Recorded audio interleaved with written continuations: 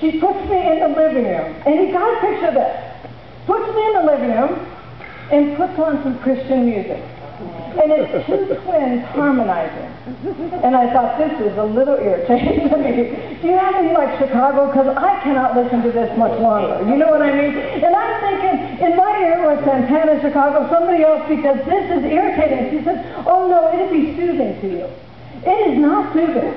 So I walk into her kitchen, and they're waiting for they're waiting for sundown. I walk in the kitchen, and I'm saying, excuse me, but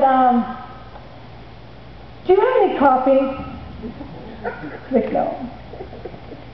Tea, Dr. Pepper, Pepsi, 7-Up, chocolate, sugar, and she finally says to me, Cherie, I'm a vegan vegetarian. I said, what is that?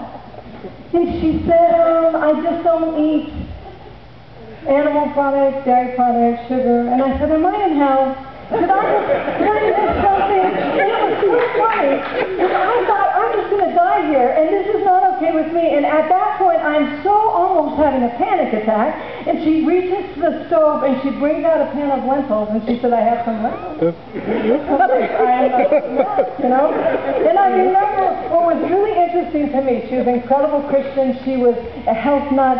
She would tell me, Cherie, you need to get outside, and we're going to go outside and take a hike. And I'm thinking, you could take a hike. I'm like, I'm in no mood. I'm trying to withdraw here, you know. And she would get me outside, and she lived at the foothills of the Sierras. And she would be hiking up and down stuff. And for 8 days, or for almost maybe a little over a week, she would come in and she would just let me talk. She would rub my feet. She would give me water. She made me take 4 or 5 showers a day. Because when you're withdrawing from anything, it comes out in your skin, and you really want to kind of keep showering that off. It helps.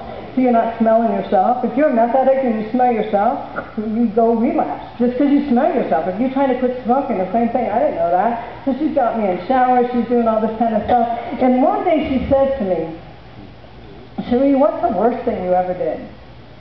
And it was that when I got sent to Canada to live with my aunt, I was like 10 when I got there, 11, and we had a party where I was meeting all kinds of relatives, because I have all kinds of relatives in that area. So we had a party and like a barbecue, and some people were drinking, some people weren't. The kids were told to go to bed at, I don't know, about 11 o'clock at night or whatever. So we all went to bed in this den area, and there was kind of a fold-out couch, and there was some, I don't know, just sleeping bags on the floor, and we all just kind of in bed, but we weren't sleeping. You know how kids are. We were talking. I had not met them. They had not met me. And for some reason, I thought, you know what, they don't know anything about me. I could actually just be normal. And we were just having fun. And all of a sudden we heard somebody walking towards the door. We pretended like we were asleep because we were supposed to be asleep, and it was one of my uncles that came in and molested me and then left. No one said a thing. The other kids didn't say, hey, we're not asleep. I knew they were not asleep, so I could hear them breathing. And I knew that now they know who I am. And I can't pretend that I'm not damaged or I'm not this horrible thing. And I think that was the worst thing I ever did. And as I was telling that story, I remember looking at her, and she started to cry. And I said, you know, what's wrong? And she said, Cherie, you didn't do anything. You didn't do that. And all of a sudden I started crying, just weeping. And she held me, and I cried, and she let me cry. And Christians are really funny, because she held me for a long time. And then all of a sudden, a Bible falls out from under her sleeve. I'm not sure where that came from. And you guys know I'm telling the truth. I'm not sure where you guys keep those when you're working with people like me, but they come out on the table pretty fast as soon as you get us, you know? And so she started teaching me. What's the first story do you think she taught me? Jesus loves you, no. First story. Mary Magdalene. Mary Magdalene. And for people that don't know, she was a prostitute, caught in the act, dragged naked to the feet of Christ, who is God, thrown at his feet. They were supposed to stone her to death, and God literally looks at her with so much love and so much forgiveness that it changes the rest of her life. And I just wept like a baby. I mean, I wept like a baby. This next one is going to be hard for you to take. If you need to walk out on me, it's okay, because we're almost done. But then she taught me about the demoniac. And she said that this guy was a horrible guy. He damaged people. He beat people up. He literally got chained up because he was so horrible and just stuck on the outside of town. And that he lived in cemeteries. He would take stones and just cut himself open with them. And he was just nuts. He was crazy. He was filled with 1,000 demons. And the whole time, the first reaction I had is I think I dated that guy. Because I mean, in the bike club, I think it was that guy, you know? And she's acting like there's nobody like that on the planet. And I'm thinking, you have not been out much.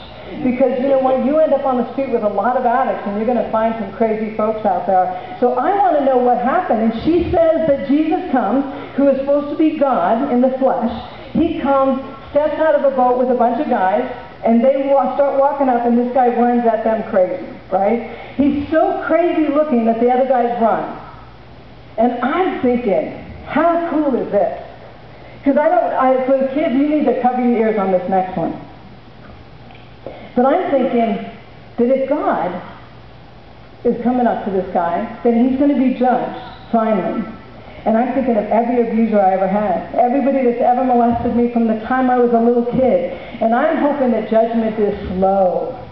I'm hoping he gets skinned alive. I don't want him just to be hit with lightning. Somebody says, be careful, God's going to hit you with lightning. I don't want that. I want it to be slow. I want his privates cut off. You know what I mean? I want it, I know, you know, and I'm thinking that's what I want. And so I think of what happened next. And if anybody wants to look at the story, it's hysterical. The guy opens his mouth, and he cusses Christ out. And I'm like, oh yeah, okay, do it, because he deserves it. He's not even asking for help. He could care less about even getting help. This guy is horrible, and I have met guys like him, and I just want something to happen, and I want it to be huge, because that's God. He can do it. And I said, what happened? And she says, he forgave him and pulled every demon out. And I'm like, that is so not fair. Why did he do that? And he said, because in a small place in this guy's heart, the guy was crying, please don't leave me like this. Please help me. I cannot stay like this. This is killing me. And if you have any power here, I'm begging you, don't walk away from me.